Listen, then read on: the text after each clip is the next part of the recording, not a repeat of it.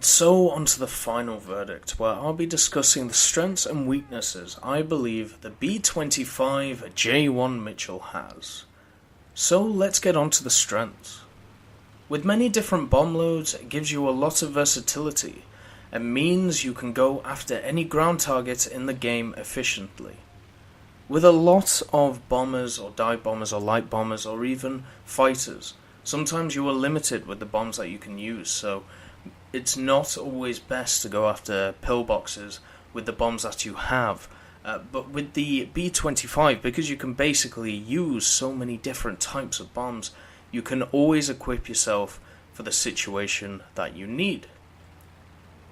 With the amount of forward-facing guns this bomber has, it can become a Death Star.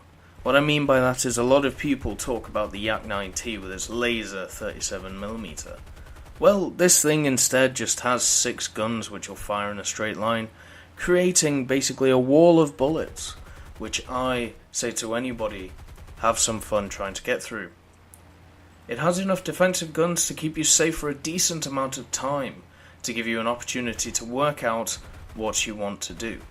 This is kind of key when you're talking about bombers. Basically, you don't always want your gunners to be killing people, but you do want the gunners to be fending people off, and that gives you that extra little bit of thinking time which may get you out of a tight situation.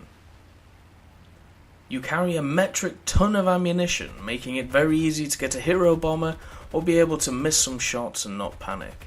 Certain fighters or certain planes such as the MiG-334, you don't have a lot of ammunition, so you can get a bit worried when you miss a few shots, but in stuff like the B-25 and generally the Americans in general, you have a ton of ammunition, so you don't have to worry about that.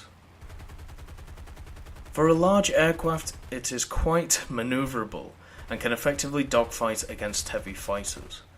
I would like to take this thing out against Beaufighters and Dorniers and Do-217s and stuff like that, and see if it can actually hold its weight, because I think it can, with its combat flaps and with its okay energy retention for a medium bomber.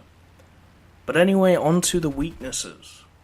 Your engines set on fire easily, which can wreck one side of your aircraft very easily. Well, the thing about this is that when one side of your aircraft is wrecked or black or red or pink, it can be very hard to control, but at least the engines don't usually stay on fire too long. Even when your aircraft only has slight damage, if it is imbalanced in the damage it has taken, good luck trying to fly straight and produce lift.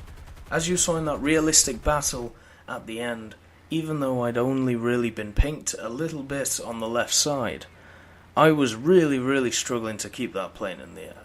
And I hadn't taken any critical damage from anything, and I found it very hard to keep that thing level and eventually ran into the ground. You have obvious weak spots, which good fighter pilots can easily exploit. Well, this is an obvious one. With the Mitchell, basically you have a huge weak spot which is under the Mitchell, and if they can't get under you, then they can attack from the sides and slightly below, and then they only have one gunner to attack you. Also, if they come directly behind, there's only 2 guns they have to sort out, and once that tail gunner is dead, it is very much easy to take out the Mitchell. Your dive speed isn't the best, so getting away from enemies can be hard when you have been engaged. Sometimes in stuff like the B-17 or even the Wellington or the G8N1, you can dive away from problems, or dive to get into a position where your gunners will easily be able to tear apart fighters. In this thing, because you don't have a ton of engines or a ton of weight compared to those larger bombers, you can't really dive away, get into a position where you are fighting on your terms sometimes when you're coming up against fighters. At its BR, you start coming up against the one-shot killers, which is not fun as a bomber pilot. Basically, you start coming up against the premium Aerocobras, the premium King Cobras, the Yak-9Ts, the ME-410s, the stuff which has just larger caliber guns. and that can really, really suck when you're having a fun game in your Mitchell. But anyway, overall, this thing is a great plane because it's not just a medium bomber, it's also a heavy fighter because it has a ton of guns, and when you've thrown your bombs away, you can still be effective in a battle, which is always nice to have. It is a plane that everybody should try out, not just to grind the American tree, but just to maybe understand how later tier bombers will work for you, so you get used to it. Kind of like what people talk about with the P-80, where you fly the P-80 not to be good in it, because it's not a very good jet, but to learn how to use other jets.